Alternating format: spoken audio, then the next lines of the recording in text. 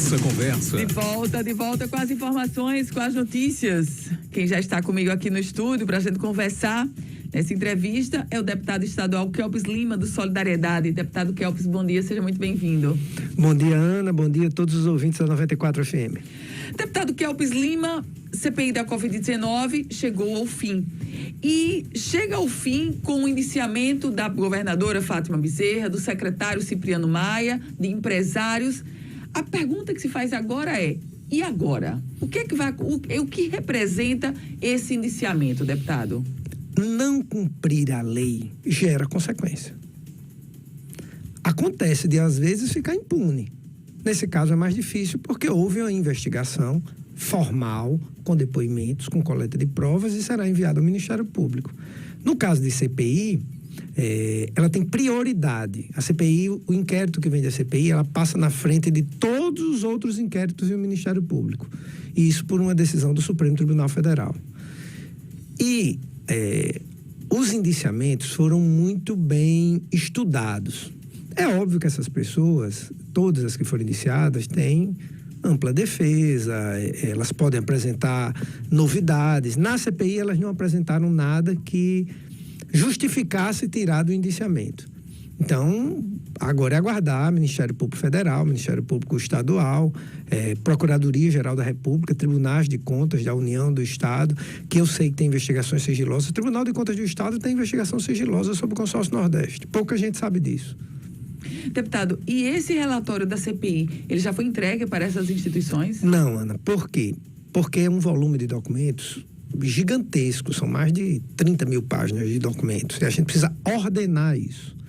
Esse trabalho é absolutamente técnico, os deputados, inclusive, não interferem, ele é feito na Procuradoria da Assembleia. Quando a Procuradoria terminar, ela pediu 60 dias para fazer a redação final e ordenar os documentos por número de página, separar os sigilosos, volta para a gente dar uma lida, mas isso não há nenhum tipo de divergência entre os membros da CPI e a partir daí é enviado para todos esses órgãos. Deputado Kelps Lima, a governadora Fátima Bezerra, que foi indiciada, ela disse que estava indignada, foi a expressão que ela usou, indignada com o indiciamento. Como é que o senhor avalia essa indignação ou esse sentimento de indignação que a governadora disse que tomou conta dela? Se a governadora está indignada, imagine os parentes de quem morreu sem respirador pelo roubo desses 5 milhões feito dentro do governo da Bahia e do Consórcio Nordeste pelos aliados da governadora. Se for comparar as indignações, a indignação da governadora, ela é uma política experiente, isso ela tira de letra. O que eu não sei se ela vai tirar de letra a questão jurídica. Por que a governadora foi indiciada? Porque a gente queria que ela fosse indiciada? Não, porque ela não cumpriu a lei. Simples assim, eu posso citar para você, Ana, de forma cristalina, é fácil de explicar porque que a governadora foi indiciada. O que ela não cumpriu a lei? Ela não cumpriu em quê, deputado? A lei dos consórcios, em seu artigo 8º, diz basicamente o seguinte: você não pode mandar dinheiro para consórcio se não tiver um contrato de rateio. Ou seja, em que esse dinheiro vai ser gasto, como vai ser gasto, tem cláusula de seguro para se der alguma zebra no negócio, o dinheiro ser devolvido, a dotação orçamentária adequada, isso é obrigatório, está na lei. O depoimento do secretário, ninguém leu o contrato nem existia, foi assinado 3 semanas depois. Ninguém checou se essa empresa tinha qualificação, e no caso não tinha qualificação, e o dinheiro foi perdido. Aí a gente vai para a lei de improbidade administrativa. O que é que a lei diz? Não cumprir as formalidades legais e gerar perda de recurso é ato de improbidade. Simples assim, se não me falha a memória, artigo 11, que eu estou dando uma resumida. Sim, claro. Então, eles não cumpriram as formalidades legais, ou seja, arriscaram perder o dinheiro, e a lei de improbidade diz que isso é ato de improbidade. A nova lei diz que tem que ter dolo, né? Que agora é uma das defesas do governo. Não tem que ter dolo, tem dolo. Se eu pegar meu carro e sair aqui na Prudente Moraes a 140 por hora, eu posso até não querer matar alguém, mas eu vou assumir o risco de matar alguém. Assumir o risco é dolo. Na hora que a lei diz, olha, para você não ter risco de perder o dinheiro do povo, na compra de respiradores que podem matar pessoas, você cumpre as formalidades legais. A lei diz, é clara. A governadora e o secretário, confiando em seus aliados do PT da Bahia, não assumiram o risco de não cumprir as formalidades. Qual foi o resultado dessa operação? O dinheiro perdido e os respiradores não chegaram, e o dinheiro roubado. Tem que ter punição para isso. Kelps, a CPI defende que Fátima vai para a cadeia? Não, a governadora não foi indiciada por corrupção. Mas ela vai ter as punições cíveis de perda de direito político, de multa, de devolver o dinheiro. Tanto ela, como o governador Rui Costa, como o chefe da Casa Civil da Bahia, como o secretário de Saúde, porque está na lei. Eu não vou entrar em discussão, e eu podia entrar nesse jogo tolo que o governo quer fazer. Isso é uma declaração politiqueira da governadora. Não vou. Todo ato de todo político é um ato político. A minha entrevista é um ato político. Governar o Rio Grande do Norte é um ato político. Esse é o argumento mais raso que se pode utilizar. Eu estou dizendo o artigo da lei. O que é que a governadora tem que ter colocado na nota dela, a nota do partido dela, a nota do consórcio Nordeste, aonde que o indiciamento é ilegal? Citar os artigos da lei, como eu estou dizendo, tecnicamente. Eu não tenho nenhuma dúvida, e não digo isso com nenhuma felicidade, porque a governadora é do meu estado. A governadora cometeu um ato de improbidade e ela tem que ser punida. Simples assim. Deputado Kelps, a CPI da Covid-19 se deteve muito a investigar o consórcio Nordeste. Inclusive, foi por essa investigação sobre o consórcio Nordeste que a CPI daqui do Rio Grande do Norte alcançou um destaque nacional. Depois de toda a investigação sobre o consórcio Nordeste, qual é a conclusão que o senhor chega? E eu faço essa pergunta por quê? Porque o consórcio Nordeste custa R$900 mil por mês aos estados nordestinos. E uma estrutura de aluguel e pessoas. Qual a conclusão que o senhor chega sobre o consórcio Nordeste? Afinal, serve para quê, deputado? Serve para os governadores do Nordeste canalizarem dinheiro para um projeto político nacional. Só para isso. E esse dinheiro precisa ser desviado. Foi criado um órgão, os governadores do Nordeste têm um alinhamento político único, pegaram um ex-ministro do governo Dilma, suspeito de corrupção na Lava Jato, teve operação na Lava Jato contra ele, esse cara não é do Nordeste. É o Carlos Gabas. Carlos Gabas veio presidir, pegou 10% do dinheiro dos respiradores e pediu para doar para Araraquara. Araraquara é uma cidade riquíssima no estado de São Paulo. Ele não pediu para doar para Caicó, não, para Currais Novos, para Mossoró, para Jucurutu, para Parnamirim. Ele desviou o dinheiro para Araraquara.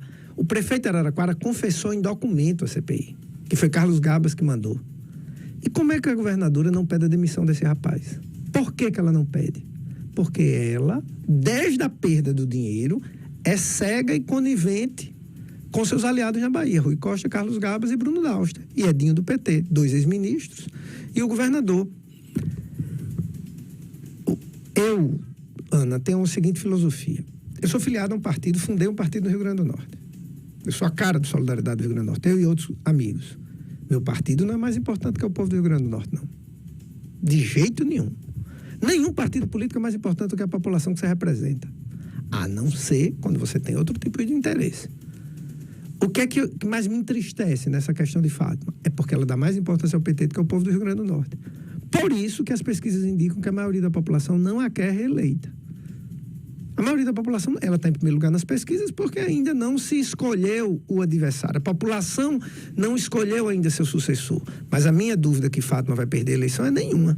Porque o governo dela é reprovado, porque a população olha para ela e faz: você prefere defender o seu partido do que a sociedade potiguar. Deputado Kelps Lima, outro indiciado da CPI foi o secretário estadual de saúde, Cipriano Maia. E o secretário, ele trouxe uma entrevista a um veículo da imprensa local e ele chegou a dizer, aspas para ele: a carniça está do lado de lá e não do lado de cá. Foi o que disse o secretário Cipriano Maia quando foi questionado sobre esse iniciamento da CPI da Covid-19. O senhor, como presidente desse colegiado, foi o que o senhor achou? Eu acho que o Cipriano está precisando de um advogado urgente. Sinceramente, é o que eu acho. Eu sou do ramo, eu sou advogado, ele está encrencado. Ele está numa situação bem difícil, ele vai ser condenado a devolver alguns milhões de reais. Então, o destempero, a falta de educação dele é fruto disso. Eu, se fosse ele, estava atrás de advogado. Eu sou do ramo, eu já advoguei em grandes operações policiais. E se eu fosse advogado dele, eu também estava preocupado. Maura Sobreira, que o senhor falou em indiciamento, Maura Sobreira já está investigada no âmbito da Operação Lectus e foi a secretária adjunta de saúde do governo Fátima Bezerra, até bem pouco tempo. Ela também foi ouvida pela CPI da Covid-19. O que o senhor pensa sobre ela, deputado? Maura responde ela está envolvida num inquérito muito pesado na Operação Lectus. O cunhado dela ganhou licitações aqui, se apresentava como dono da empresa sem ser, mandando em secretaria, e o contrato dele, ele não entregava os produtos que estavam no contrato, a secretaria que emprestava, usava equipamentos da secretaria quando era para a empresa fornecer. Então, ela tem uma situação bem pesada na Justiça Federal. E ela foi afastada do cargo. Agora, Maura, eu também preciso reconhecer, ela teve a altivez de ir prestar depoimento. Do Consórcio Nordeste, nenhum dos servidores do Consórcio Nordeste quis depor, mesmo pagos com salário do Rio Grande do Norte. E Maura foi. Isso não inocenta ela. Isso não é inocenta, mas ela teve essa altivez, mas a situação dela no inquérito também é bastante complicada. O inquérito é sigiloso, eu tive acesso ao inquérito, tanto ela como outra servidora, coordenadora administrativa, que foi afastada. Deputado Kelps Lima, a CPI da Covid-19 vai ecoar nas eleições de 2022? Não sei, Ana. A gente sabe que brasileiro tem memória muito curta e no meio tem carnaval, tem Semana Santa, mas e nem eu tenho essa preocupação.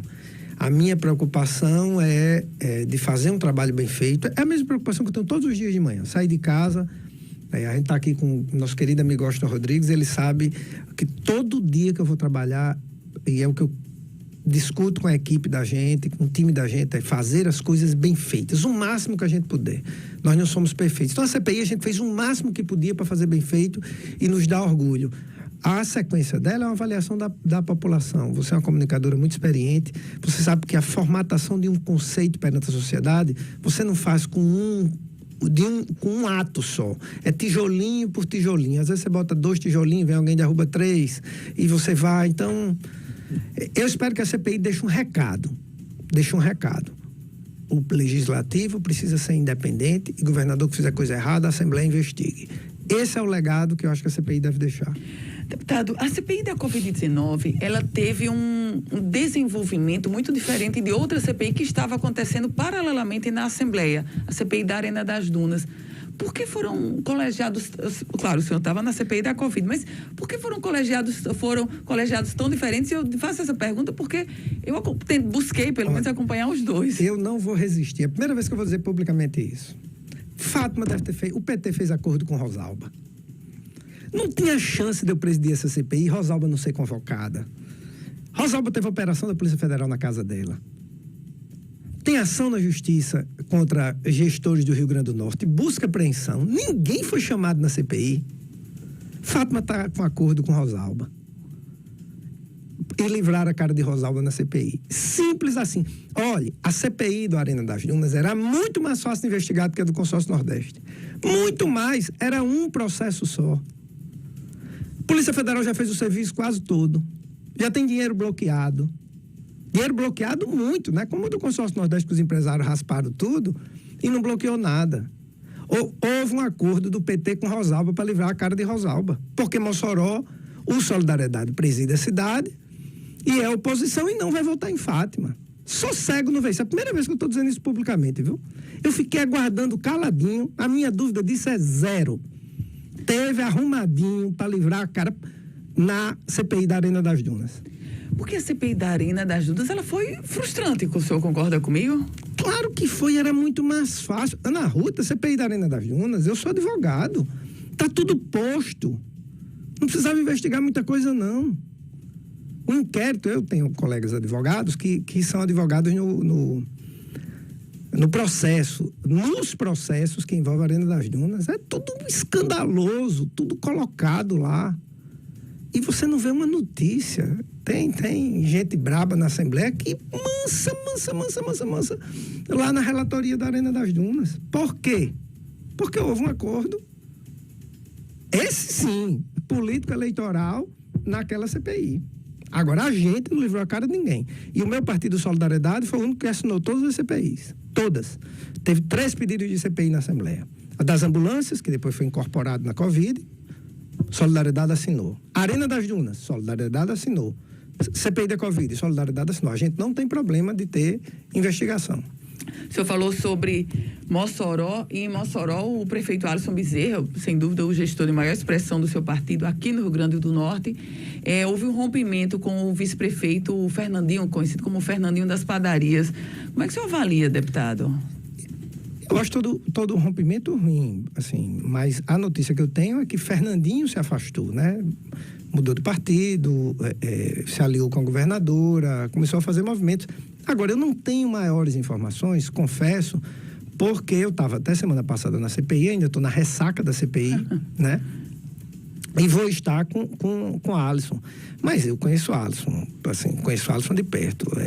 Alisson, ele contemplou todo o grupo dele após as eleições para participar da gestão dele lá em Mossoró. Ele faz uma gestão livre, né? Ninguém indicou secretário no governo de Alisson. Todos ele escolheu e todos podem ser afastados caso seja necessário diante de má qualidade de gestão. Mas eu tenho certeza que Alisson contemplou todo mundo lá porque eu vi de perto o movimento. Deputado Kelps, eu me recordo que a penúltima vez que o senhor esteve aqui, o senhor falava sobre um pensamento ou um projeto de se licenciar do cargo de deputado estadual quando concluísse a CPI da Covid-19. O senhor continua com esse projeto? Continuo, sim. Eu preciso sair para organizar as questões partidárias da minha eleição e algumas questões pessoais que ficaram desorganizadas. Foi exaustiva a CPI e também preciso abrir a oportunidade para um jovem do partido. Eu tenho um aluno da Escola Jovens Líderes, Michael Diniz, que é o primeiro suplente deputado estadual com... Michael, acho que não tem 30 anos, tem 20 e poucos anos. É de onde, deputado? Ele é de Parnamirim, tem 20 e poucos anos. Alisson já foi um aluno da Escola de Jovens Líderes também que se elegeu. E para a gente, para o nosso partido, isso é muito importante. Você ter jovens da Escola de Jovens Líderes assumindo mandatos.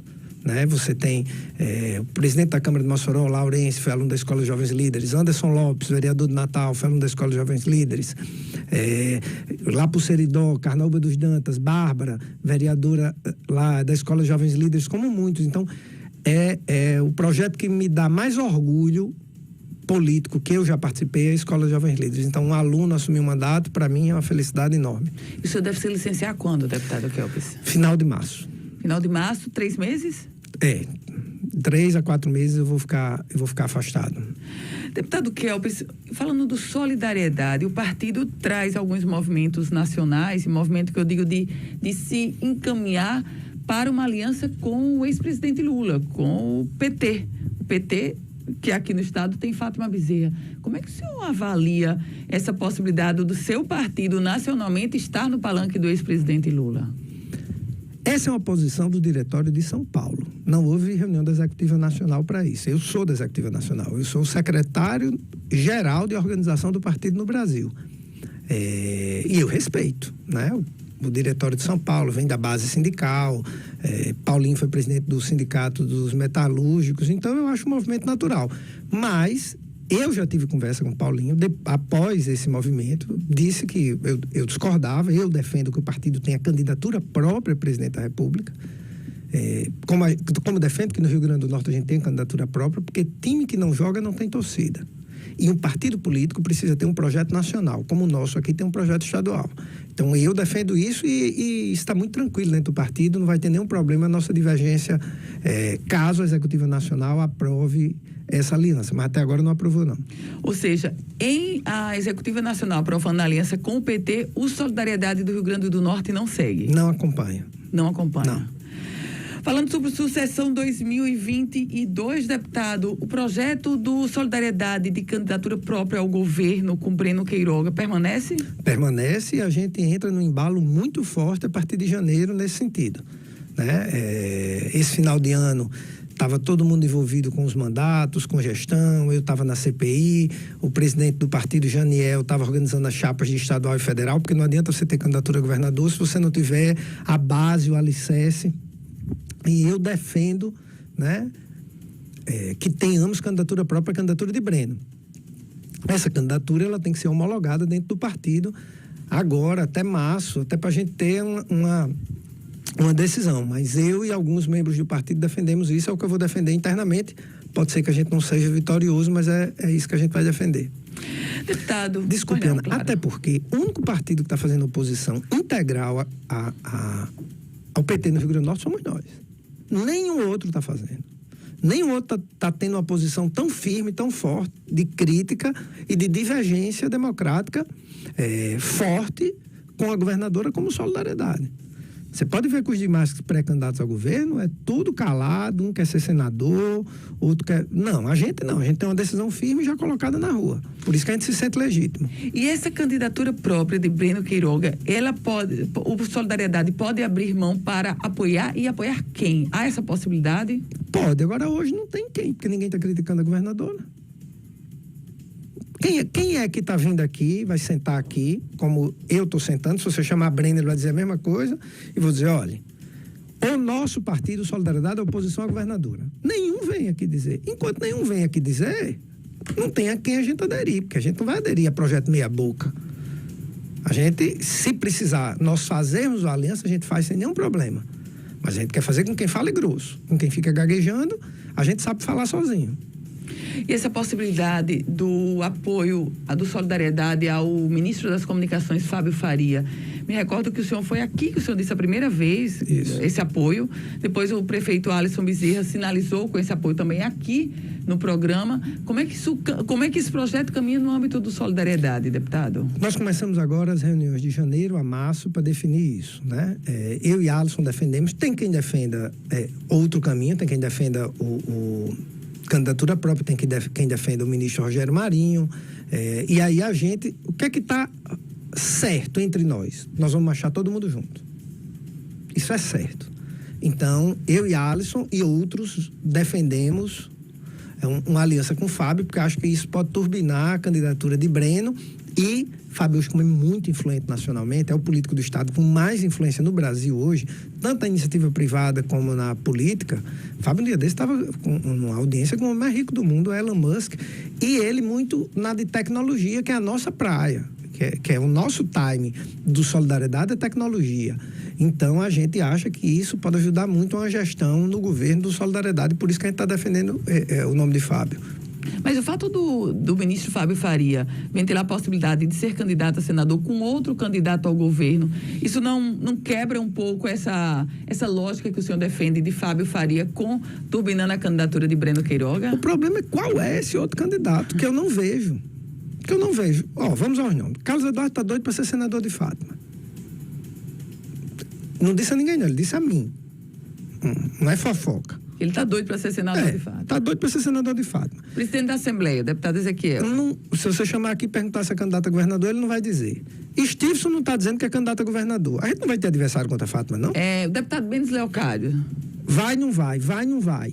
O partido dele apoia a Fátima na Assembleia. Ou eu estou errado? O deputado Eudiane Macedo, sem nenhuma crítica a isso, é da base de Fátima. Nós temos 3 deputados, os 3 são da oposição. Chame Breno para cá que ele vai sentar a marreta em Fátima ter perdido os 5 milhões. Não queremos aliança com o governo. Ana Ruth, o governo é forte no Rio Grande do Norte, é uma máquina poderosa. E a gente faz oposição a 3 mandatos. Agora, não por coincidência, os 2 últimos governadores não foram reeleitos.